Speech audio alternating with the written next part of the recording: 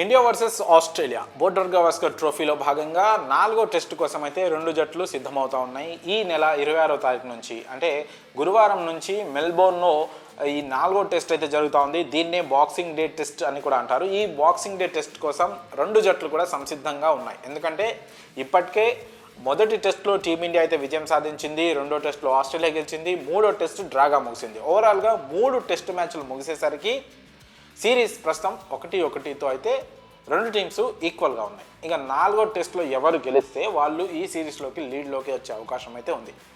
ముఖ్యంగా ఈ సిరీస్ అనేది మిగిలిన 2 మ్యాచ్లు టీమిండియాకే చాలా ఇంపార్టెంట్. ఎందుకంటే WTC world test championship final ఆడాలి అంటే ఖచ్చితంగా టీమిండియా అయితే 3-1తో ఈ సిరీస్ అయితే ఖచ్చితంగా గెలవాలి.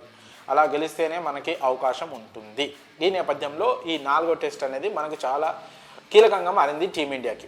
ఈ క్రమంలోనే టీమిండియాకి ఒక మంచి గుడ్ న్యూస్ అయితే అందుతూ ఉంది. అదేంటంటే టీమిండియా కెప్టెన్ రోహిత్ శర్మ పూర్తి స్థాయి ఫిట్నెస్ సాధించినట్లయితే బీసీసీఐ కానీ బీసీసీఐ సంబంధించిన పెద్దలు అయితే వెల్లడించడం జరిగింది. టీమ్ మేనేజ్మెంట్ కూడా దీనిపైన ఒక స్టేట్మెంట్ అయితే రిలీజ్ చేయడం జరిగింది. అదేంటంటే రోహిత్ శర్మ నీ ఇంజరీతో బాధపడుతున్నాడని నిన్న మొన్నటి వరకు కూడా మనకి కొన్ని వార్తలు వచ్చాయి. ఈ నేపథ్యంలో రోహిత్ శర్మ నీ పర్ఫెక్ట్గా ఉందని, ఇంజురీ పెద్దగా ఇబ్బందికరంగా లేదని, తను ప్రస్తుతం 4వ టెస్ట్కి పూర్తి స్థాయిలో పర్ఫెక్ట్గా ఉన్నాడని మాత్రం సమాచారం అంతా ఉంది. ఇది ఒక రకంగా టీమిండియా గుడ్ న్యూస్ అని చెప్పాలి. ఎందుకంటే 4వ టెస్ట్కి ముందు సరే రోహిత్ శర్మ ఫామ్లో లేకపోయినప్పటికీ కూడా ఒక కెప్టెన్ గాయంతో తప్పుకుంటే ఆ టీం పైన ఖచ్చితంగా ప్రభావం చూపిస్తుంది. అఫ్కోర్స్ జస్ప్రీత్ బుమ్రా ఉన్నాడు. రోహిత్ శర్మ గాయంతో తప్పుకున్నా కూడా Jasprit Bumrah already successful captain. ఈ సిరీస్లో ఫస్ట్ టెస్ట్లో రోహిత్ శర్మ లేకపోయినప్పటికీ అద్భుతమైన క్యాప్టెన్సీ, అద్భుతమైన బౌలింగ్తో తను మొదటి టెస్ట్నే టీమిండియాని గెలిపించాడు. సో ఆ క్రమంలో రోహిత్ శర్మ లేకపోయినా పర్వాలేదు అనుకుంటున్నారు కొంతమంది.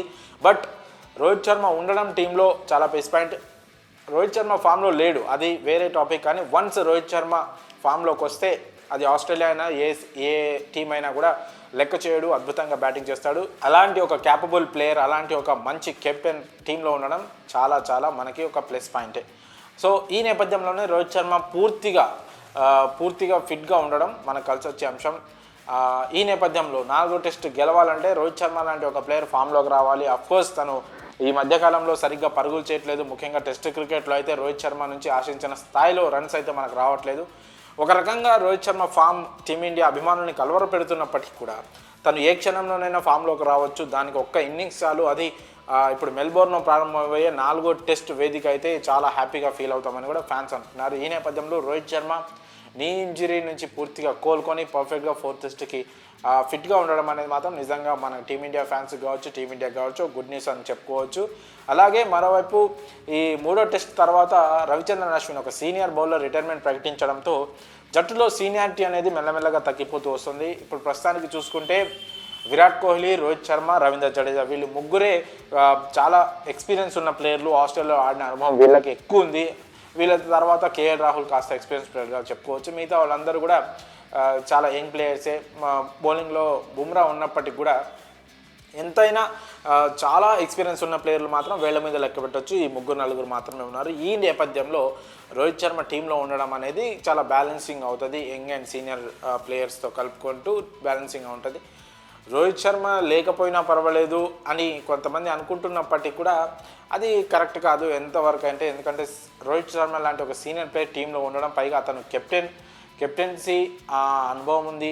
ఒకసారి ఫామ్లోకి వస్తే ఎలా ఆడతాడు మీ అందరికి తెలిసిందే. సో ఈ నేపథ్యంలో రోహిత్ శర్మ పూర్తి స్థాయిలో కోలుకొని 4వ టెస్ట్కి అందుబాటులో ఉండడం అనేది నిజంగా మనకు ప్లస్ పాయింట్ కానీ చెప్పుకోవచ్చు. ఫామ్లో లేడు అనే ఒక విషయాన్ని పట్టుకొని రోహిత్ శర్మ లేకపోయినా పర్వాలేదు అని వినిపిస్తున్న కామెంట్స్ మాత్రం మనం సపోర్ట్ చేయడానికి లేదు. ఖచ్చితంగా రోహిత్ శర్మ టీంలో ఉండాల్సిందే, ఉంటాడు కూడా.